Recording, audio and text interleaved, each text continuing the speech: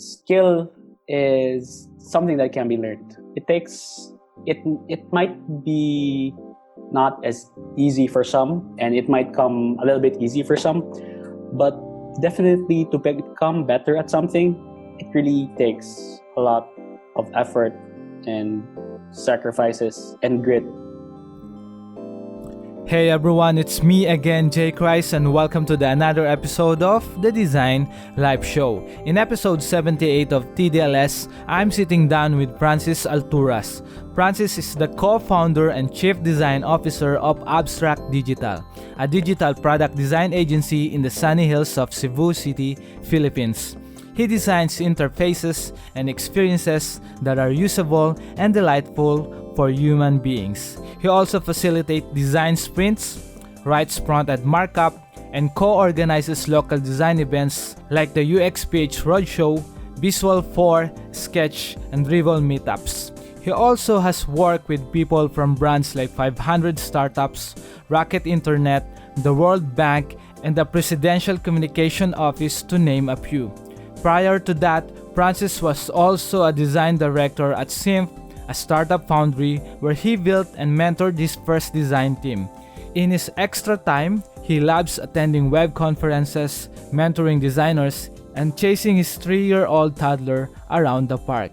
In this episode, we talk about his amazing creative journey from ground up, how he was able to transition from being a designer into leading and co-founding his own digital product design agency, how the design methodologies and principles evolve as technology matures for designers, how and why he was able to consistently build enormous things with his passion, the importance of having that grit and growth mindset to be fluid, especially in the innovation and creative space, the misconceptions and notions about looking into people who are better and greater than you, his non-sugar-coated and practical advice on helping the local design community, especially here in the Philippines, and much, much more. So make sure to stick around until the end, and this is really a nostalgic and very, very fun conversation with Francis, and I hope you'll enjoy this as much as I do. And before we hop into this great episode with Francis, please subscribe to any of your favorite podcasting app. The podcast is available on Spotify, SoundCloud, Apple Podcasts, Google Podcasts, or any of your favorite podcasting platform. And if you haven't already, please leave a review on Apple Podcasts. I highly encourage to all of the listeners to leave a review on Apple Podcasts. So in that way, you are helping me to reach more people and be found on the podcasting ecosystem. So that's it. So without further ado, I hope you enjoy this episode. You're listening to the Design Life Show, a podcast that's helping everyone grow to live a meaningful and creative life. It's me, Jay Christ, a designer from the Philippines, best known for being an advocate of essentialism and optimism. I'm sitting down with awesome people to talk about their journey, their process, and the lessons they've learned along the way.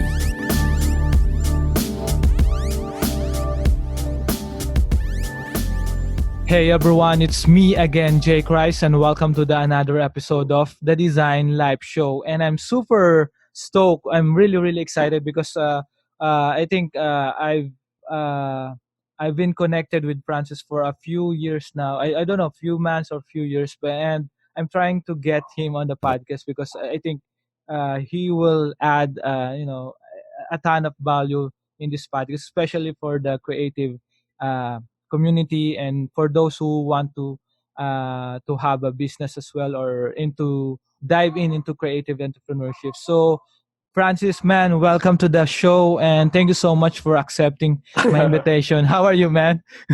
Hey, dude, how are you? It's been was it like 2 years or a year? I forgot when was the last time we actually got in touch. Yeah. So I'm good, man. How are you? I'm good as well. So I'm super excited for this talk. I think tama ka, you're right. I think half a year now.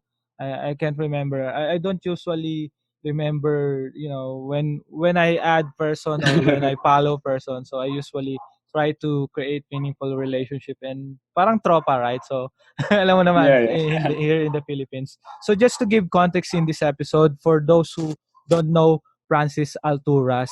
So can you share a little bit about yourself and your business at the moment?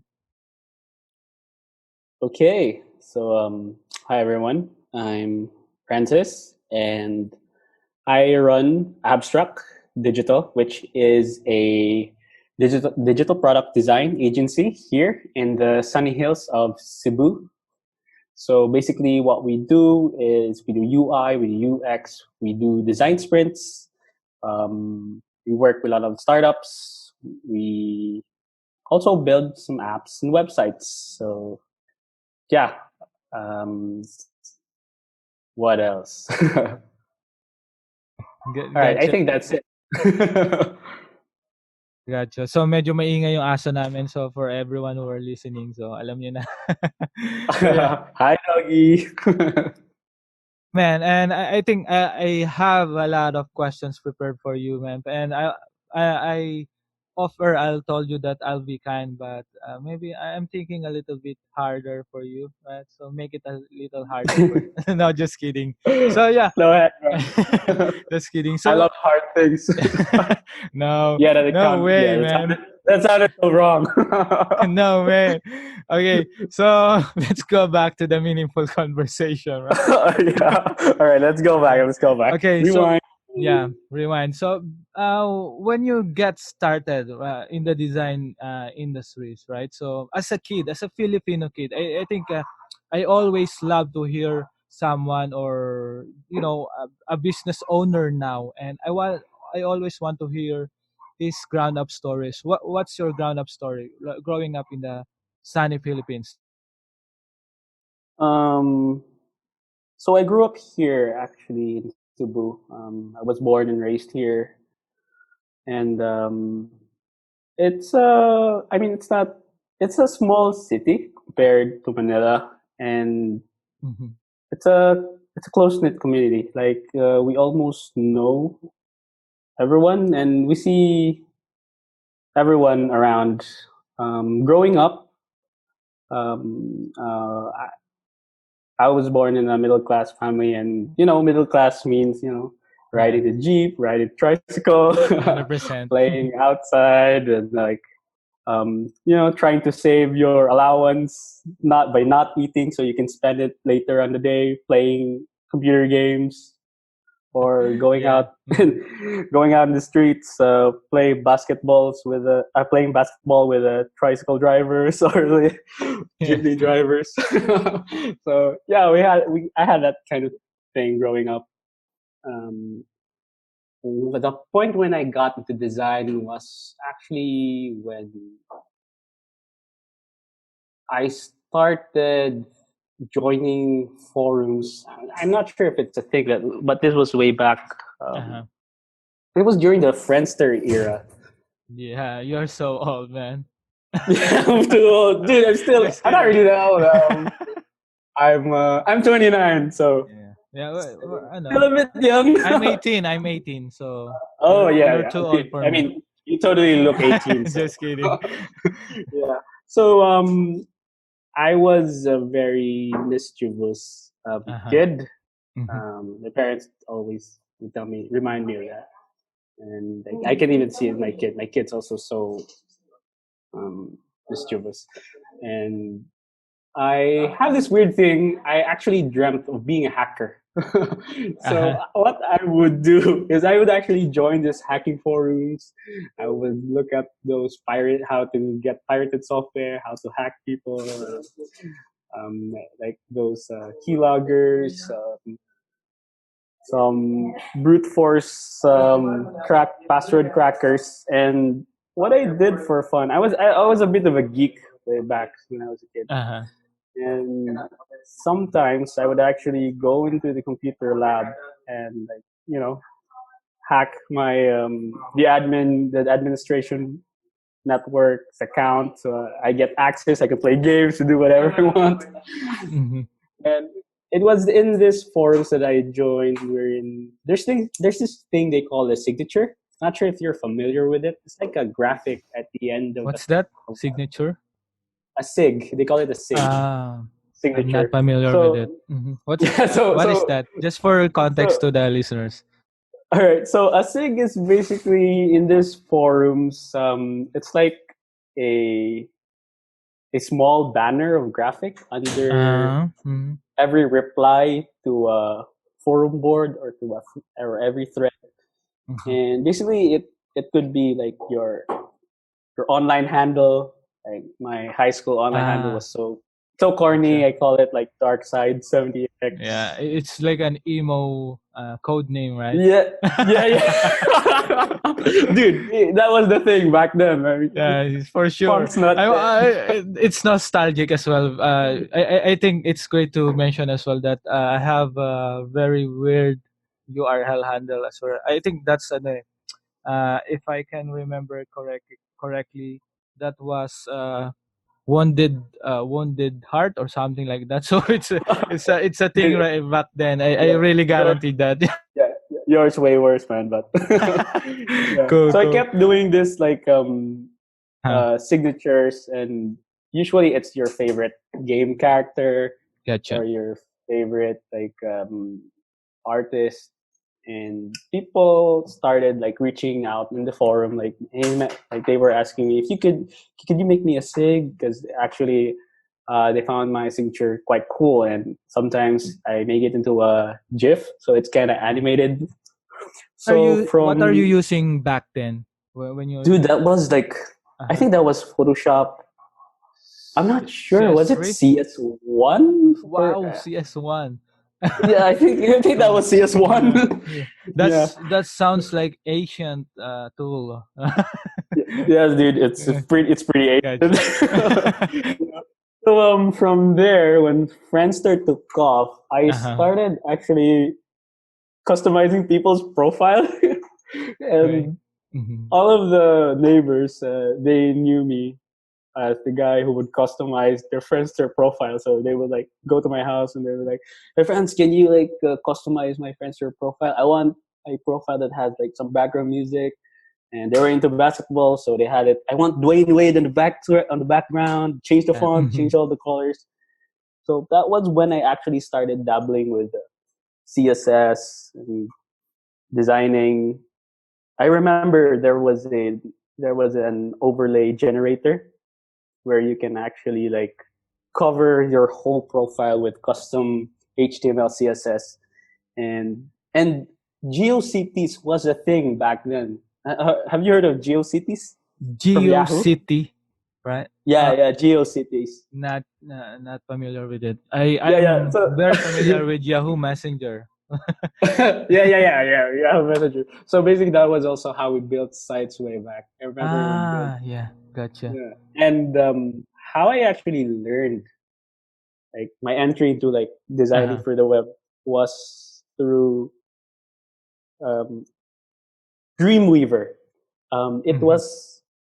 was even under Macro Media way back before they got bought out by Adobe. Uh-huh. Yeah, and that was like my first immersion with HTML, CSS, and I didn't really know how to code back then. So after creating the layout there in Dreamweaver, um, it was a it was an era of tables. So everything was basically tables, Uh-huh. and I actually also discovered this was when I was in moving into college. While I was dabbling into Photoshop, you can actually create websites in Photoshop. That was a thing back then. Yeah. Mm-hmm.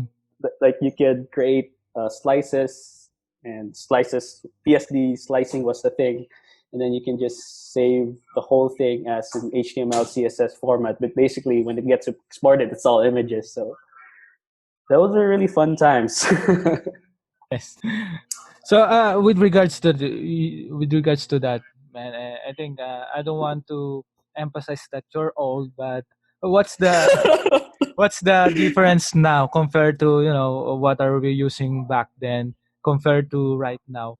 especially there's a lot of great tools out there, and it's completely, it's drastically changing every day, right? So every month, what's the difference for your insights? Yeah.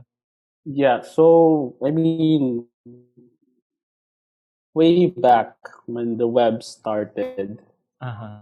there wasn't really web designers.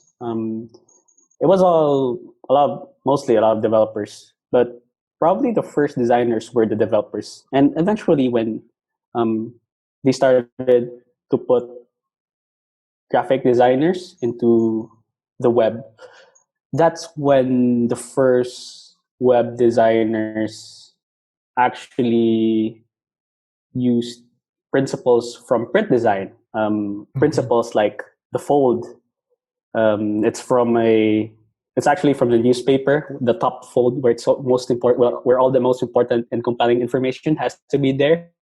Because when Sure. you Mm-hmm. try and hang out the newspaper before, that's the thing that could be seen, right? Mm-hmm. And so, as the web matured, eventually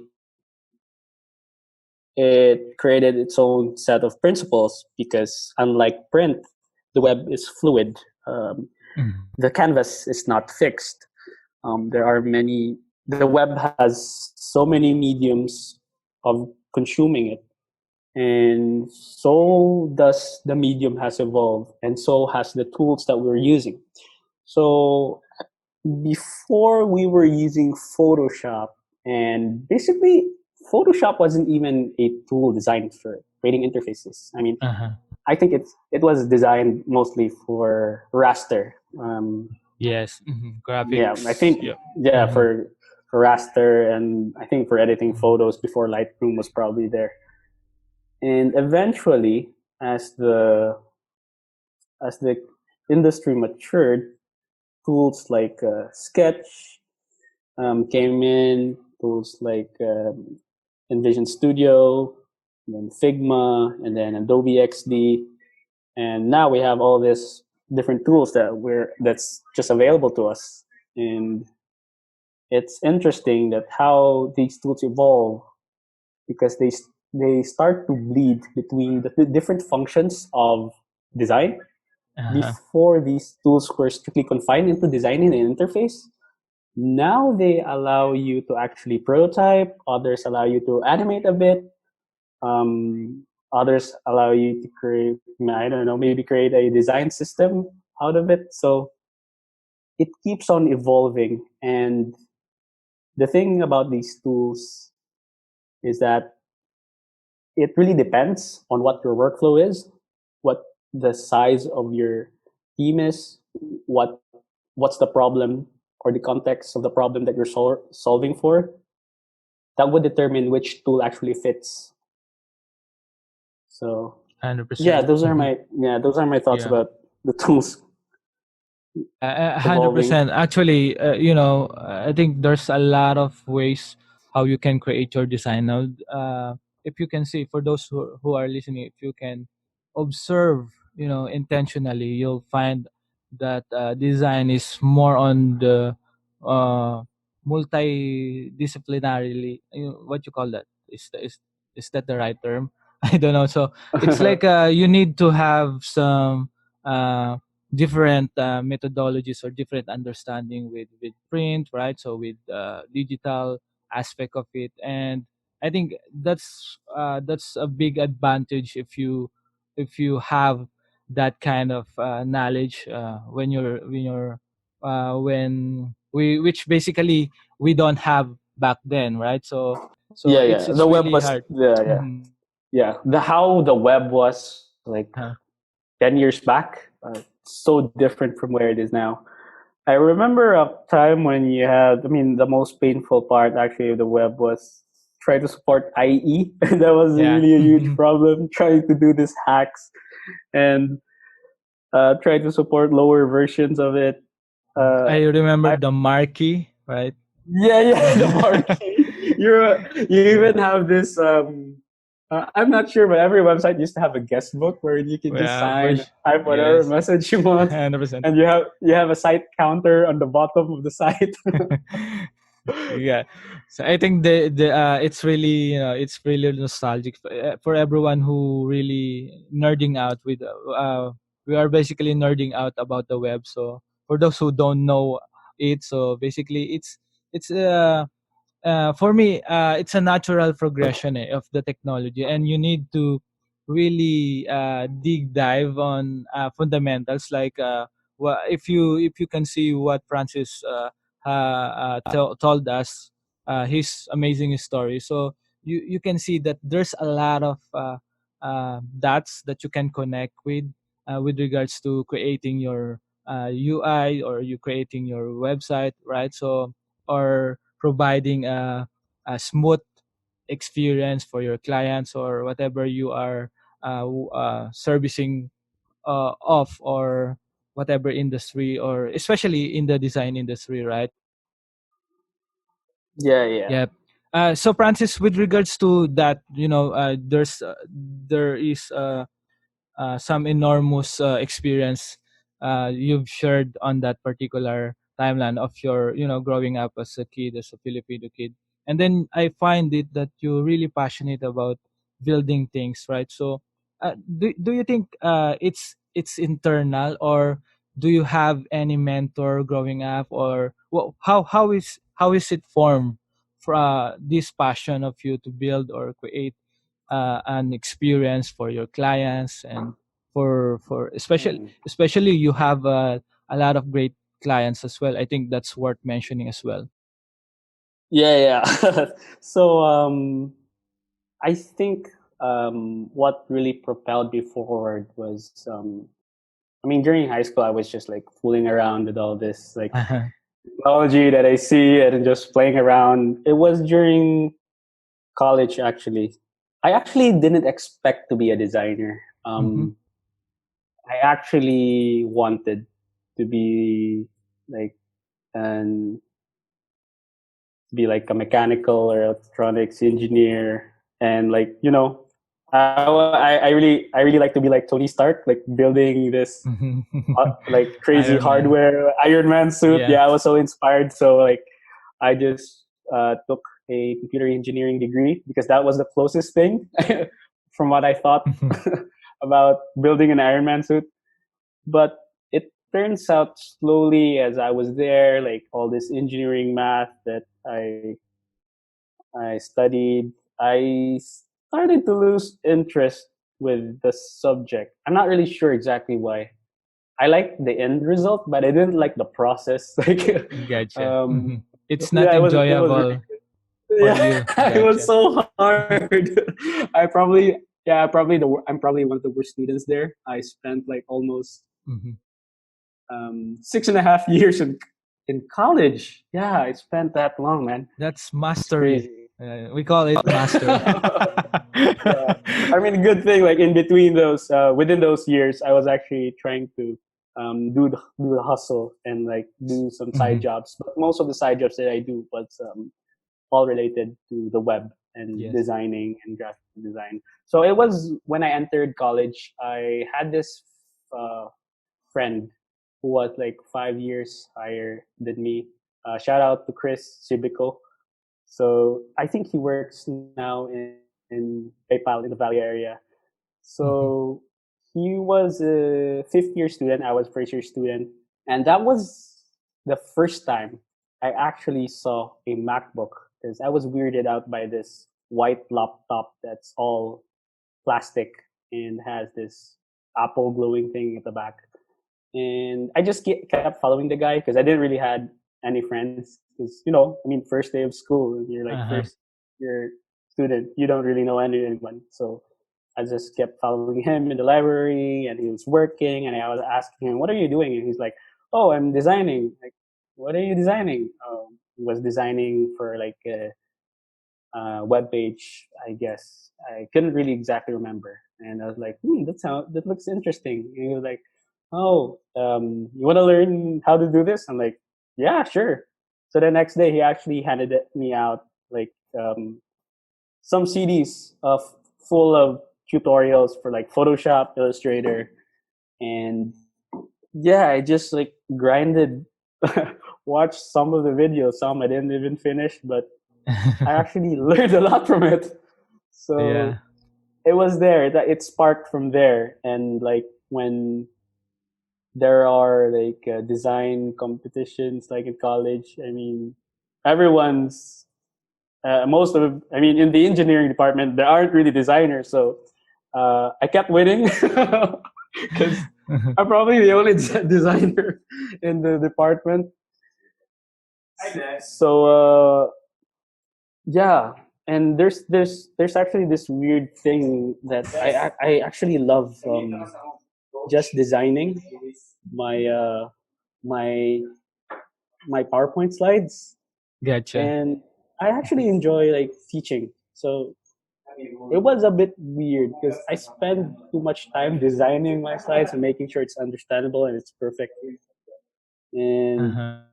it it it was a bit different. Like I mean I was different being there in the class, um, where everyone was doing the same thing and I was doing like a kind of a different thing and I was focusing on a Mhm. different thing. So it was actually very interesting. 100%. And actually it's one thing that really interesting about your story is you're really excited to grow, right? So you're really excited to learn, right? So I think that's one thing to be really successful in terms of here in terms of the design industry, right? So you need to Yeah, be yeah, hungry and you need to have that grit and growth, like you mentioned offline, right? So I think that's really yeah. fantastic way to really up your game or upskill something up, especially for creative aspiring creatives and entrepreneurs or creative individuals who want to really pursue designing like Francis. Actually, you should really be, I think I've heard a lot of horror stories about starting up, right? So they really Dude, totally, dude. uh,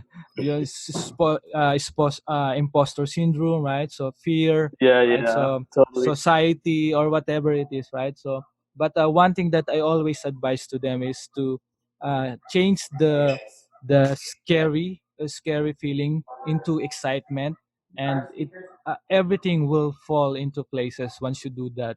And I also apply that when I'm speaking, when I'm doing workshop, right? So it's really really powerful, affirmation. I call it affirmation or whatever you call it. Mm, Some guys call it affirmation or a tool to be excited of what you are doing, right? So and yeah.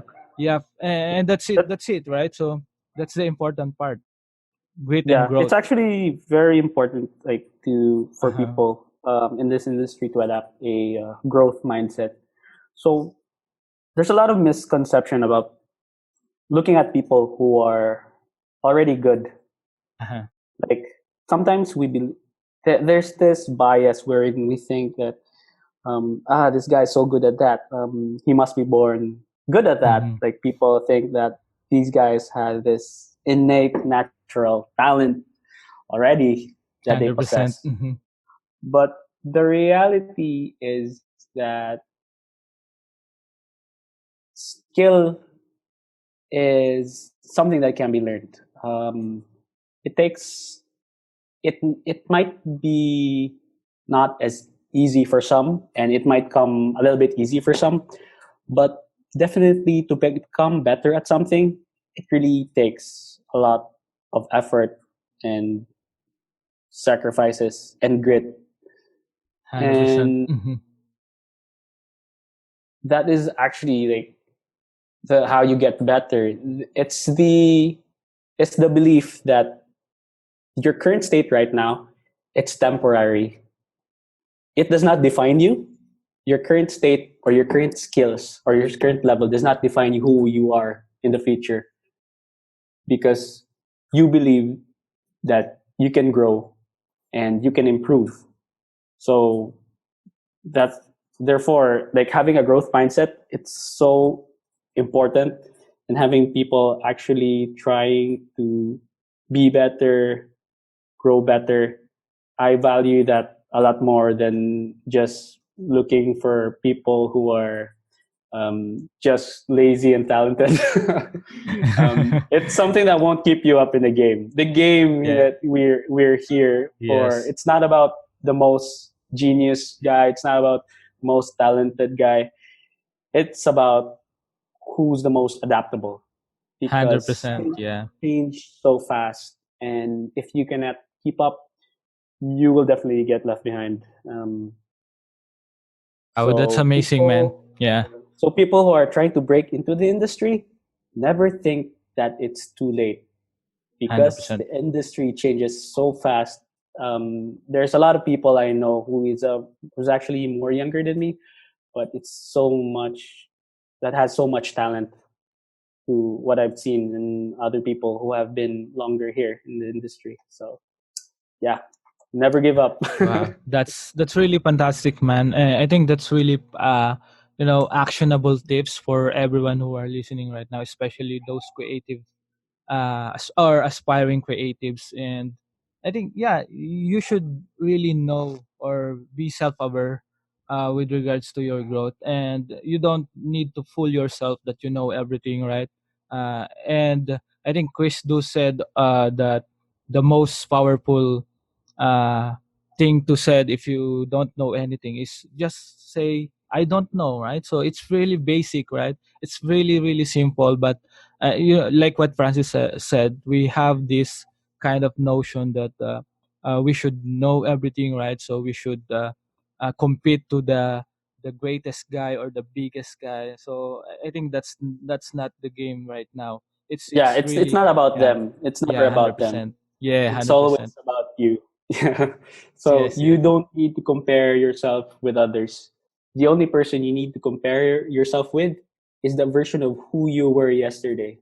You should ask yourself, what are the things that are different from me from yesterday? Did I actually improve? Did I actually grow? Um, well, that's how you growth does not happen overnight, but you can do incremental changes to yourself through your habits, through the things that you do.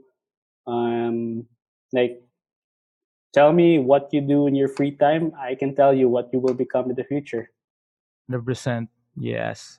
100%. Yeah, and I think that's really powerful. So, and for those who are listening, make sure you're taking notes, right? So it's really actionable on this part. And just to highlight, don't be too serious, right? So be serious, but Yeah, not yeah, definitely, too man. serious, right? So yeah, Yeah, yeah, yeah. the process, I right? mean, So yeah. life's too short. 100%. So man, I'll just shift gear a little bit on this one. So with regards Yeah, to, sure. you've mentioned that you are doing workshop now, sprints, and you are leading a team now. What are you thinking back then, when you're designer to leading a team? So what's the thought process on that? How do you overcome those insecurities to become a leader, or to be a to co-found abstract and to co-found your own agency? Dude, Uh-huh. I think there's always a first time to everything. Um, Mm-hmm. I remember doing my first demo in front of a client, and man, I was just stuttering while I was trying to do a demo. And like my hands were literally shaking on the screen, like it Oh won't shit. stop shaking. And I was trying to demo an app that I designed in front of a CEO. So like pressure was so high on me, and I didn't really know what to do. I didn't know what to expect. But after everything happened, I felt a sense of relief. I actually realized that, I can actually do this. So, of course, it was so bad. I won't say it was good or perfect. It was totally bad. Yeah. But through repetition and just trying to break your limit, that's actually how I develop a little bit of confidence every time.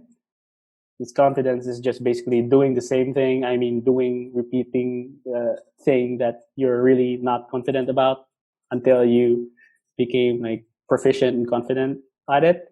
So eventually, uh, while I was at Symph, I was actually inspired by a lot of different organizations who had like a design team, and they actually had this things they do in the design team. They do reviews, they do like OKRs. It wasn't a thing here back then, and I was learning through the articles they write in Medium, like around 2015.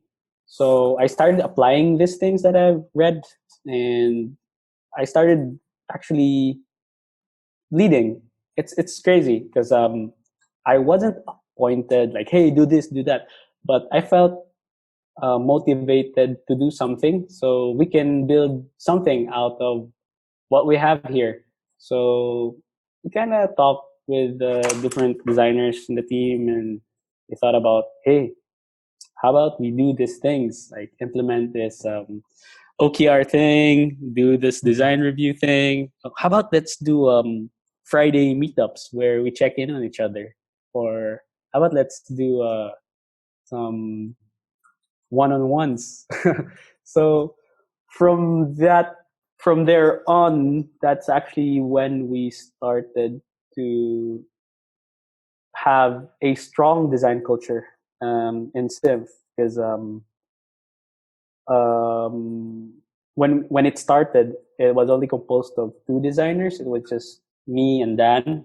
Shout out to Dan Pantinople. Shout out, Dan. Yeah. You can It was only guess here as well. yeah, we should invite him. So it was just the two of us. Then eventually the company expanded, hired a couple. There were more developers than designers. It was more of an engineering. Um, um, it was more of a dev house. Mhm. So eventually we started hiring designers, and we started mentoring them. We started measuring growth, creating some learning paths. It was really fun. It was fun times, and that's when I found myself actually leading people. So eventually, we figured out to ourselves, like, wouldn't it be nice if we could actually do something for the community? Because I mean, what we have there is really awesome, but I think it would be much more awesome if we could impact everyone else around us. So that's 100%. when we actually started design. That's when we started organizing local design events here. So I remember we had a screening of Design Disruptors, which was actually made by Envision. Um, we started, I collaborated with some local designers here too, and we self-organized Dribbble Meetups. A year after that, we had sketch meetups. I even invited Miramark Diaz. Yeah. I think he's based there in Manila. Yeah. I think I So we met flew him all the way yeah. down here in Cebu. I met him in a Dribbble meetup. So Yeah, I think they out man, actually. shout Yeah, out. I'm not sure if they. Yeah. Shout out Mira. So yeah, we just one crazy thing just led to another. So next thing I knew, I was collaborating with Seth Mayol. He's the guy who's behind Visual Graphic Design Conference here in Cebu. It was the fourth one that he did. Shout out to Seth. Shout out, guys. And yeah, and Come join in. yeah, we should invite him. And the Yes. last one, the most recent one was the UXPH Roadshow, Uh-huh. which was headed by Aldrich and Jordan. Shout out to those guys as well. Hey, guys. Yeah, so they reach out We're to dropping the names local here. UX community here. Yeah, so I reached out here with the local UX community, the Cebu XD, and we just planned things out, and it was a really good opportunity for UX to be here in Cebu because Um, like a lot of different people from different places in the Philippines coming in here. It's a really wild and good idea. Then they had it in Davao, and they had it in Manila. So it was really great, like doing all these things for the community, um, leading. Um, uh, yeah, so going back to my Mhm. journey at Symph. So while I was managing like a design team, I was there for like I think almost 6 years, like 5.5. And then I wanted to try this, that digital nomad life. Yep. So I actually freelanced. So I quit. Then I freelanced for almost a year, and it was scary, totally scary for me. It was so different. It was Mhm. super new. I didn't know What's what the to expect. experience, man? What's the experience? It's a bit different because Mhm. working with a team and people, dude, you move Uh-huh. super fast because you know everyone, you know the tools, there are Yeah. conventions, there are rules, there are standards that we Mhm. built on code and on design, the handoff, everything. And just going into this freelance world wherein I'm suddenly working with teams that I do not know, with products that um, I I haven't heard of. And when you get there, that's when you start to learn about what they're actually doing, and the process is different, the tech stack is different, everything is so different. So there's a degree of struggle, but also at Uh-huh. the same time there's a degree of excitement because wow, this is something new, learning something new. But um, it's constantly it's a situation wherein you're constantly trying to um, figure out how you can work effectively with different teams. Um, Most of the time, like I end up trying to suggest new tools, like let's use Figma because it's good for remote collaboration, things like that. So Mhm. depending on the nature of the work that I'm doing for these different clients, it changes with the tools that we're using too, or even how we communicate. Like even the daily check-ins that we do, um, it's scheduled differently when you're working with people in a different time zone. Mhm. So that was super new to me, and it's good because it's not comfortable. Because being comfortable, that's the last place that I want to be. Yeah, 100%. There's growth in Uh, being uncomfortable and yeah, I got you. like So being so after that, yeah. man, so sorry to interrupt you. After that freelance journey or the buzzword nomad on your on your on your journey on that, what did you do? Do you form abstract uh now or on that Yeah, particular yeah. time? Mhm. Yeah. So the funny thing was, I was working with a lot of different people that I know here Huh. in Cebu, and I was working on this project with George. Like he contacted me in the freelance gig to work something with him, and it was fine. It was fun. Then eventually it got a bit frequent, Mhm. and just it was actually a random idea. I just told him, dude, what if we get serious? We do this seriously. Like, what if we Mhm. actually set up shop and set up a team? He's like, that's actually interesting. Let's do it. So Wow. we talked over coffee and like we were talking, okay, let's do it. So what's the name? I'm like, we were throwing out random names, and we did this in 5 minutes. And I was like, how about abstract? Like, all right, I like it. All right, let's do Aha it. moment, So right? yeah, so we called it abstract, and I didn't want it to be confused with that sketch versioning tool, so I Uh-huh. just called it abstract digital.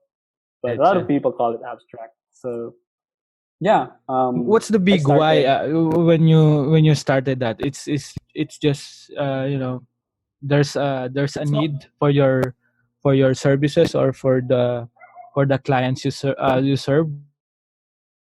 Yeah. So we realized that Cebu is a rapidly developing city, and a lot of the businesses here, which is the traditional business, the brick and mortar business, they're trying to innovate Getcha. because a lot of this, the online shops are getting a lot of market share from the traditional physical shops. People don't want to get left behind, and they wanted to innovate. They wanted to digitally transform their processes, how they do things, or perhaps improve the experience that their customer would have um, in their products or in their shops. So we saw this need, and we figured out, well, nobody's like Mhm. doing digital product design here in Cebu, Ah, like cool. focusing on that. Mhm. Like, most of the shops here you see in Cebu, most of the companies I see are outsourcing, and Uh-huh. it's not. They're mostly serving companies outside for a good reason, because I Uh-huh. mean, it's a good. Yeah, Cebu's really a good Good for the outsourcing economy, right? place. Yeah, it's also good for the economy. But I see this gap for the local, and I 100%. see this Mhm. opportunity. Yeah. So I So mostly of your actually, yeah. clients, mate, mostly of your sorry, like, Hello. yeah, hello, yeah. So yeah, Yeah. we're back. So Sorry. mostly of your clients is uh what percentage with locally, like with the Cebu? So you do digital transformations for their brick and mortar business, right? Yeah, in a Mm-hmm. sense. Gotcha. We're mostly focused on building digital products, and if part of their digital transformation is actually um, building apps or websites or web apps, then it that could be part of it. So Gotcha. around the clients, we started mostly local. It's crazy. Wow. So Cool. yeah, and I think it's really, I owe it all to the good people here Mm-hmm. that who knows me and trust in the things we do, even though we're crazy. Yeah. And eventually, word started getting out. We started collaborating with people outside the country. So we actually had a client from it's a startup backed by Rocket Internet. So if you're familiar with those guys, they fund a lot of startups. They're a VC firm. So we're So similar to Y actively work. Combinator, mate, Yeah, yeah. right? Gotcha. I Mm-hmm. think Ycom. I'm not sure if. I think, yeah. I think they're pretty similar. Gotcha. Although Y Combinator is more of an accelerator. I'm not really sure, Uh-huh. but Mm-hmm. it's similar to 500 startups. They seed startups. They release Gotcha. like Series A, B funding, and then they incubate some of the startups. I'm not really sure how exactly it works for them, but basically Yeah. that's the idea. So Yep. we're working Mm-hmm. with a startup with them, and eventually that led to a whole different um, wave of projects, like Mm-hmm. from Wow. other people as well. So it's kind of like a ripple effect happening over there, Yes. and that's that's when the number of clients we had, it's not totally local now. So it's a good mix, actually. Gotcha. Yeah, I think that's really great because you're putting a lot of great stuff there, and you should pay yourself as well, right? So, and I think it's really worth it. The hard work and the grit and growth mindset really paid off, right? Yeah. Yeah. I mean, Yeah, got you. definitely. Definitely. We love, yeah, we love the local peeps here. We created an app. I designed an app for a local coffee shop. Uh, it's called Tightrope. We worked with um, a health delivery.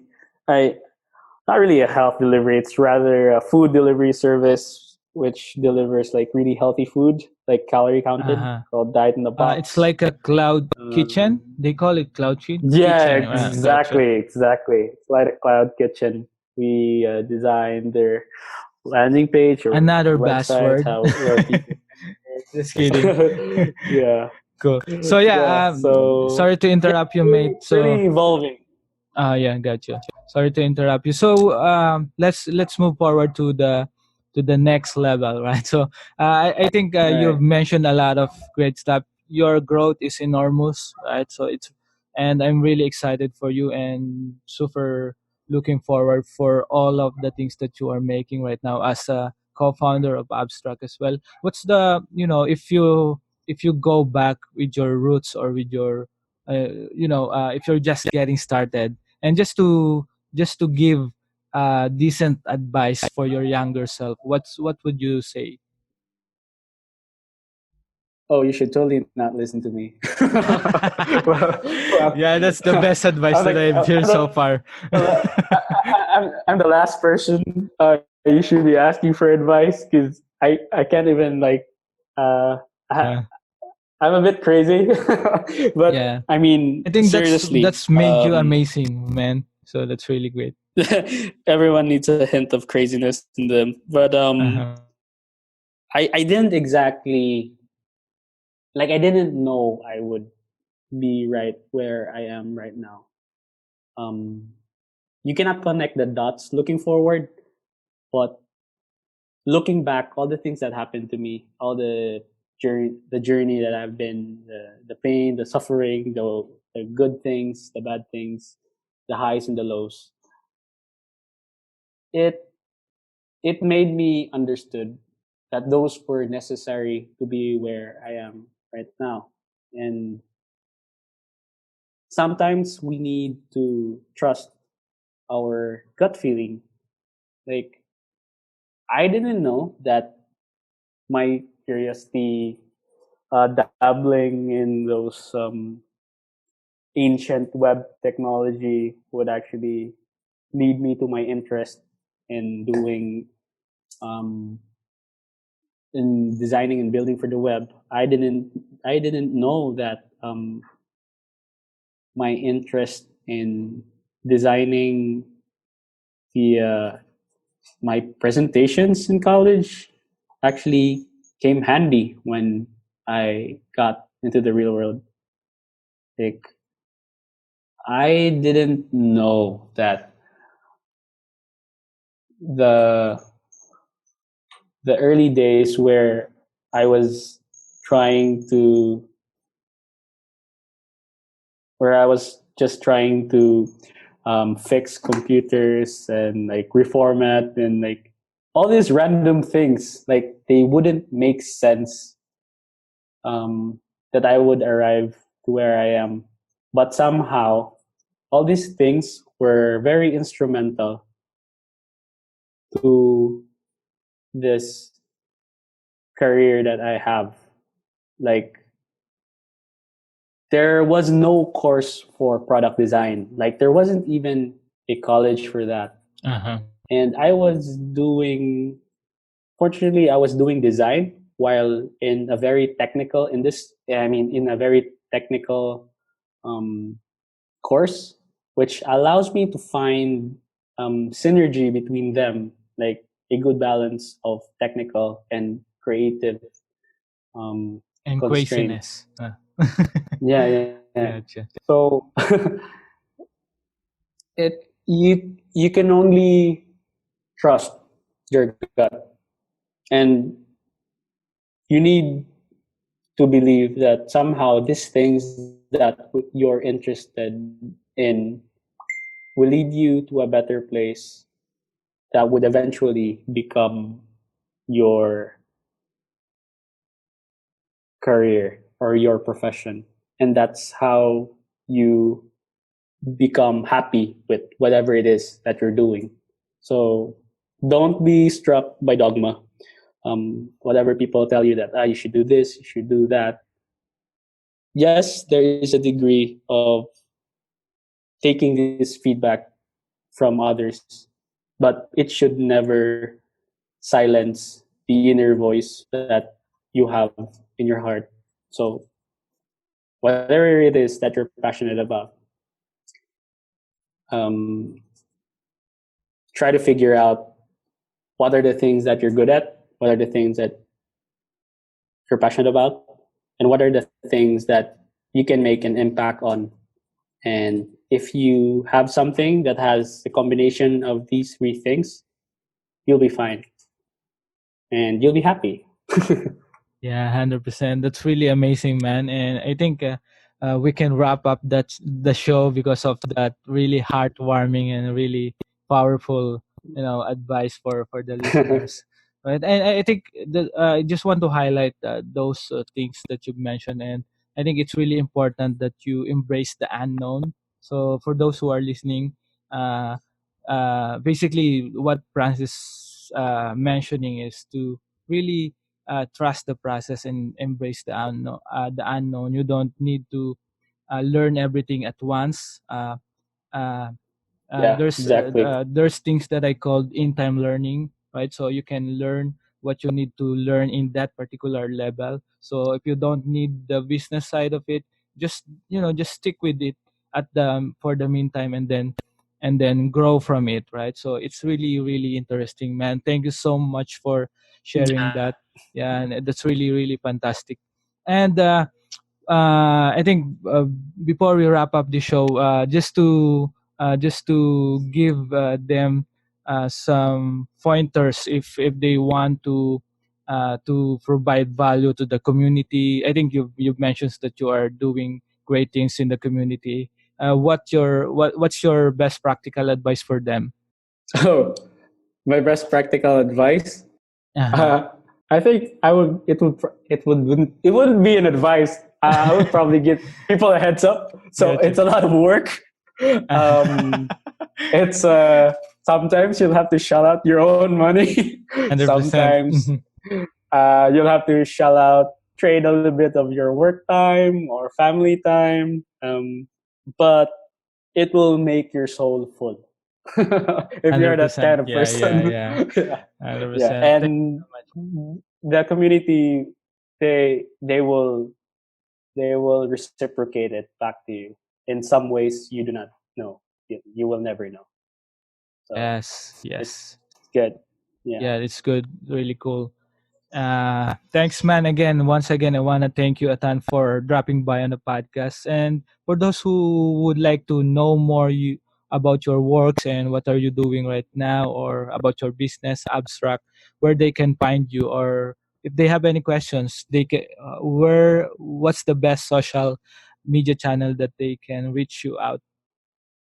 Oh, you can actually reach me on Twitter. I'm a Mm-hmm. little bit semi-active there. My handle is Francis Alturas, and you can add me on Facebook. I just usually reply if anyone has questions. You can visit our abstracts Dribbble. So you can go to dribbble.com/made by abstract, and website. It's gonna be released by next month. So Ooh, exciting! yeah. So not sure if I should announce the current one, but I'll keep it on Abstract. hold. Okay, cool. .ph. But I will Yeah, add it in the show notes. So yeah, no worries. I'm gonna I'm gonna put it down right now and put my face in it. Just Yeah. kidding. Francis Alturas. Yeah, cool. That's it, guys. For Right. those who are listening, if you're listening to Apple Podcasts, Google Podcasts, Spotify, SoundCloud, or whatever app you are using right now, just scroll down and you will see all the links that we've mentioned in this podcast episode. And if you need to go back for all the great episodes, including this with Francis, just go to the designlifeshow.com. That's the designlifeshow.com, and you will see all the great episode, including this episode I did with Francis. So thanks again, Francis, mate. Thank you so much, Thanks, bro. Thank you man. so man. Thank you so much. And Woohoo! yeah, we Awesome. did it. So grateful to be here. Yay! We should do one more time while we're drinking or while For we're sure. drunk. Yeah. So that's All it. right. Thank you again, man. Talk to you soon. All right. Thanks. All right. And that's a wrap. Thank you so much for listening, especially for all the supporters who contribute monetarily, and I just want to let you know that it really means the world to me. With that being said, there are a ton of people asking me on how to support this podcast, so here's how. Number one is you can leave a review on Apple Podcasts, so in that way you can help me to reach more people and make the podcast more discoverable within the ecosystem. Second one is you can take a screenshot of this podcast and share to your friends, colleagues, or to anyone that might be interested in this kind of content. Third one is you can support the podcast monetarily by visiting jcristeves.com/donate. That's jcristeves.com/donate or patreon.com/TDLS. And the last one is by listening to all the podcast episode. However, if you support my message, that's more than enough and it means the world to me. So thank you so much.